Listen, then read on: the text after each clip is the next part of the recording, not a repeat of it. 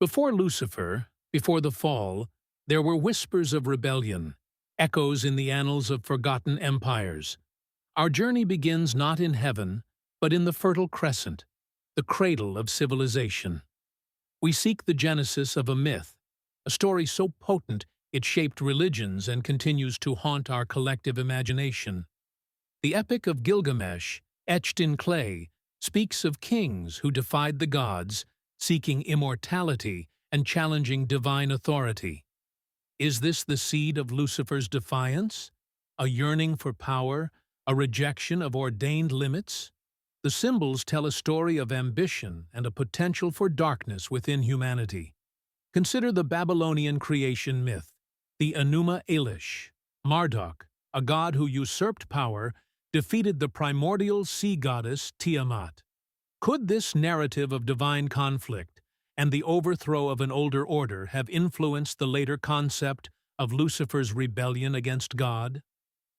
Moving westward, we find Set in the Egyptian pantheon, a figure associated with chaos, disruption, and the barren desert.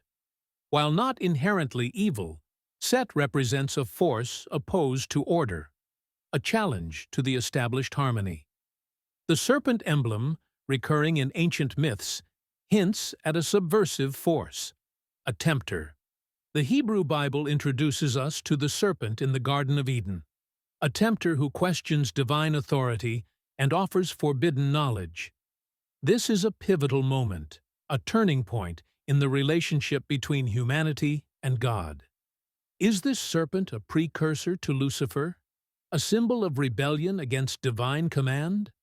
The book of Isaiah contains a passage that has been interpreted as referring to a fallen angel, Lucifer, son of the morning. However, contextually, this passage speaks of the king of Babylon, a mortal ruler brought low by his own arrogance. Was this a misinterpretation, a conflation of secular power and spiritual rebellion? The New Testament further develops the concept of a principal adversary, a force of evil opposing God. The figure of Satan emerges more clearly, tempting Jesus in the wilderness, embodying resistance to divine will. But is Satan simply a personification of temptation, or a distinct, fallen being? Over centuries, the image of Lucifer evolved, shaped by art, literature, and theology. From a proud, defiant rebel in Milton's Paradise Lost to a symbol of enlightenment and forbidden knowledge, Lucifer became a complex and multifaceted figure, reflecting humanity's own struggles with good and evil. So, what can we conclude about the real origins of Lucifer? The evidence suggests a complex tapestry of influences, a gradual evolution of an idea, from ancient myths of rebellious kings and chaotic deities to the biblical serpent and the figure of Satan. The concept of a fallen angel took shape over millennia, reflecting humanity's enduring fascination with the dark side of power and the temptation of forbidden knowledge. Whether Lucifer is a literal being or a symbolic representation of human rebellion remains a matter of faith and interpretation.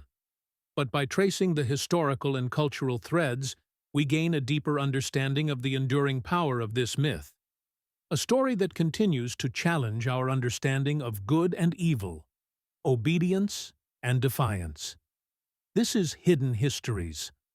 Like, share, and subscribe for more biblical mysteries, ancient truths, and forbidden knowledge revealed daily.